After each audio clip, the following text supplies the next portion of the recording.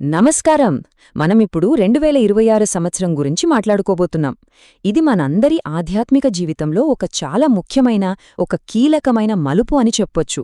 ఎందుకంటే దేవుడు మనకొక కొత్త పిలుపునిస్తున్నాడు. అదేంటంటే ప్రేమతో మన కుటుంబాలను తిరిగి నిర్మించుకోవడం. ఇదొక మామూలు విషయం కాదు, మన జీవితాల్ని మార్చే ఒక ప్రయాణం. సరే, ఆ పిలుపేంటి? దానిలో ఉన్న లోతైన అర్థమేంటో కలిసి చూద్దాం రండి. ఓకే, ఈ విశ్లేషణలో మనం ఒక 6 ముఖ్యమైన విషయాలు చూడబోతున్నాం. ముందుగా 2026కి దేవుని పిలుపేంటో చూద్దాం. ఆ తర్వాత మన ఫోకస్ వ్యక్తిగతం నుంచి కుటుంబం వైపు ఎలా మారుతుందో అర్థం చేసుకుందాం. మరి అసలైన పునాదేంటి? దేవుడు మనకిచ్చే క్రమమేంటి? ఎలా కట్టాలి? ప్రేమతో మాత్రమే ఎందుకు కట్టాలి అని చూసి చివరగా మనం తీసుకోవాల్సిన 3 ముఖ్యమైన నిర్ణయాల గురించి మాట్లాడుకుందాం. సరే, మొదటి పాయింట్ 2026కి దేవుని పిలుపు. చూడండి, ఇప్పటిదాకా మనకు అలవాటైన విషయమేంటంటే దేవుని కోసం ఎదురుచూడటం, ఆయన సన్నిధిలో వేచి ఉండటం. కానీ ఇప్పుడు దేవుడు ఒక కొత్త డైరెక్షన్ ఇస్తున్నాడు. ఆయనేమంటున్నారంటే కేవలం ఎదురుచూడటం కాదు, ఇక నిర్మించడం మొదలుపెట్టండి అని. అంటే ఇది ప్యాసివ్గా ఉండటం కాదు, యాక్టివ్గా పనిచేయడం. ఇది చాలా పవర్ఫుల్ షిఫ్ట్ కదా. మరి ఈ ప్రయాణం ఎక్కడ మొదలవ్వాలి అంటే దేవునితో మనకున్న రిలేషన్షిప్ దగ్గర, ముఖ్యంగా స్తుతి అనే పదం దగ్గర. స్తుతి అంటే ఏంటి? కేవలం పాటలు పాడటమో కొన్ని మాటలు చెప్పటమో కాదు. అది కాదు నిజమైన స్తుతి.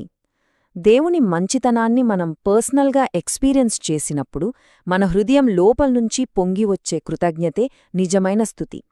అనుభవం లేకుండా చేసే స్తుతి ఒక ఖాళీ డబ్బాలో సౌండ్ లాంటిది. కాని ఆయన మన జీవితంలో చేసిన కార్యాన్ని చూసినప్పుడు ఆ స్తుతి దానంతట అదే వచ్చేస్తుంది. దాన్ని ఆపలేం.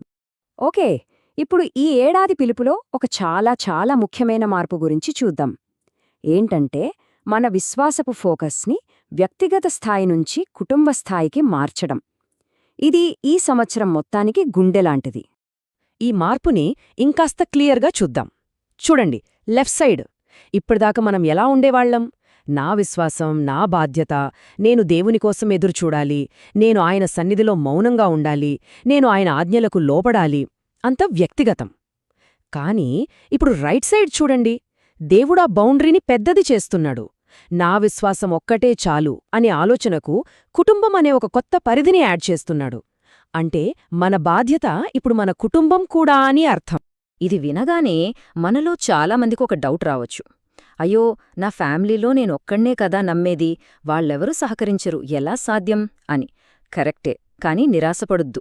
ఎందుకంటే దేవుని వాక్యమేం చెప్తుందంటే ఒక్కరు నమ్మినా చాలు, ఆ ఒక్క వ్యక్తి ద్వారానే మొత్తం కుటుంబాన్ని మార్చాలని దేవుడు కోరుకుంటున్నాడు. అంటే మన జీవితం వాళ్లకొక సాక్ష్యంగా మారితే చాలు, దేవుడు అద్భుతం చేస్తాడు. మన పని మన జీవితాన్ని సరిగ్గా జీవించడం. సరే, ఒక కుటుంబాన్ని కట్టాలి, ప్రేమతో కట్టాలి. కాని దేనికైనా పునాది ముఖ్యం కదా. మరి కుటుంబానికి నిజమైన పునాది ఏంటి? ఇక్కడే చాలామంది తప్పులో కాలేస్తారు. ఆ సాధారణ అపోహలేంటో చూద్దాం. ఒక్కసారి ఆలోచించండి, లోకం మనకేం నేర్పిస్తుంది? ఒక మంచి ఫ్యామిలీ కట్టాలంటే ఏం కావాలి అంటుంది? బోలెడు డబ్బుండాలి, సమాజంలో మంచి స్టేటస్ ఉండాలి, పెద్ద ఉద్యోగముండాలి. ఇవి ఉంటే ఫ్యామిలీ సెటిల్ అయిపోయినట్టే అంటారు. కాని నిజంగానేనా? డబ్బుతో కుటుంబాన్ని కట్టగలమా? స్టేటస్తో గౌరవాన్ని సంపాదించగలమా? పెద్ద ఉద్యోగంతో ఇంట్లో శాంతిని తీసుకురాగలమా? ఇవి చాలా పెద్ద ప్రశ్నలు. దేవుని సమాధానం చాలా సింపుల్ అండ్ చాలా క్లియర్. అవి పునాది కావు, అంతే. అవి అవసరాలు కావచ్చు, జీవితానికి ఉపయోగపడొచ్చు.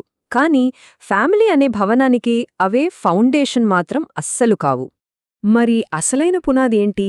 దేవుడు చెప్పే పునాది ఇదిగో, ఈ 3 విషయాలు. 1. దేవుని ప్రేమ. 2. మనింట్లో నిలిచి ఉండే దేవుని సన్నిధి. 3. మనల్ని ప్రతిక్షణం నడిపించే దేవుని ఆత్మ. ఈ 3 పునాదుల మీద కడితే ఎలాంటి తుఫానొచ్చినా ఆ కుటుంబం నిలబడుతుంది.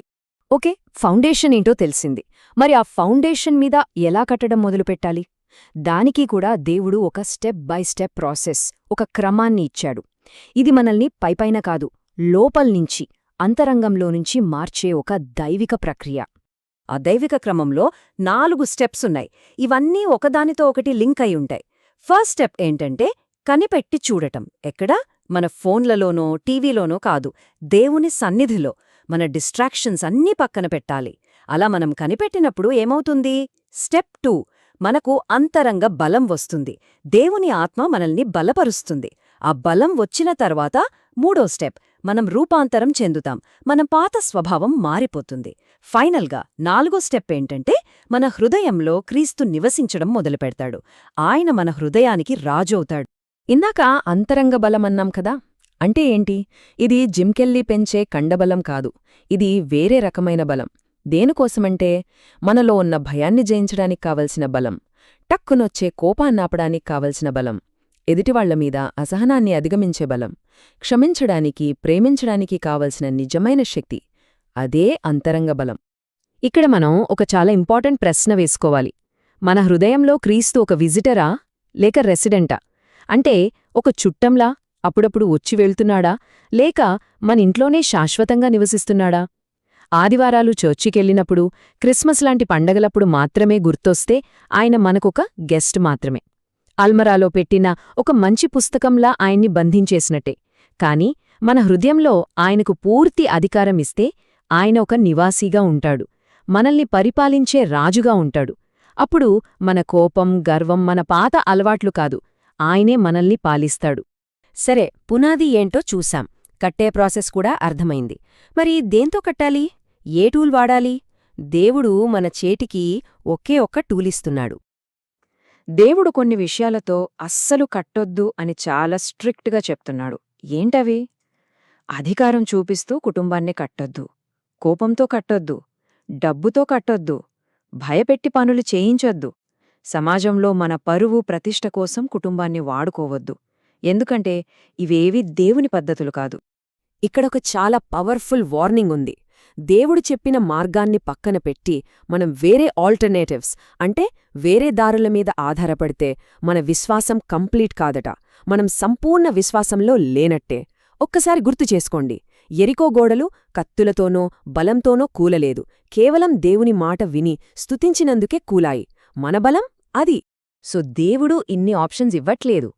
ఆయన ఇచ్చే ఏకైక ఆదేశం, ఒకే ఒక్క ఇన్స్ట్రక్షన్, సింపుల్గా, క్లియర్గా, ఇది ప్రేమతో కట్టు, అంతే, ఇంకేమీ లేదు. ఇంతవరకు బానే ఉంది, థియరీ అంతా అర్థమైంది. మరి దీన్ని ప్రాక్టికల్గా మన లైఫ్లోకి ఎలా తీసుకురావాలి? దానికి మనం ఒక 3 ముఖ్యమైన నిర్ణయాలు తీసుకోవాలి. అవేంటో చూద్దాం. సరే, 2026 కోసం మనం తీసుకోవాల్సిన 3 నిర్ణయాలు. 1, కనిపెట్టడానికి ఒక కమిట్మెంట్ తీసుకోవాలి. ప్రతిరోజు మన ఫోన్లో మన పనులన్నీ పక్కన పెట్టి దేవునితో గడపాలి. 2, మన హృదయంలో చోటు కల్పించాలి. మన హృదయం అనే తలుపు తెరిచి క్రీస్తుకు పరిపాలించే అధికారాన్నివ్వాలి, ఆయన్ని రాజుగా చేసుకోవాలి. ఇక 3, ప్రేమతోనే కట్టాలని ఒక దృఢమైన నిర్ణయం తీసుకోవాలి. అధికారం, డబ్బు కాదు, క్షమ, శాంతి, ప్రేమ, వీటిని మన ఆయుధాలుగా చేసుకోవాలి. చూడండి, మనం చేయాల్సింది ఈ నిర్ణయాలు తీసుకోవడమే. మిగిలిన కార్యాన్ని దేవుడే చేస్తాడు. సరే, ఈ మొత్తం విశ్లేషణను ఒకే ఒక ప్రశ్నతో ముగిద్దాం. ఇది మనల్ని మనం నిజాయితీగా వేసుకోవాల్సిన ప్రశ్న. ప్రస్తుతం మన హృదయంలో సింహాసనం మీద కూర్చున్న రాజు ఎవరు? మన కోపమా? మన గర్వమా? మనకున్న ఏదైనా చెడ్డాలవాటా? లేక క్రీస్తా? ఈ ప్రశ్నకు మనమిచ్చుకునే సమాధానంతోనే మన 2026 ప్రయాణం మొదలవుతుంది. ఆలోచించండి.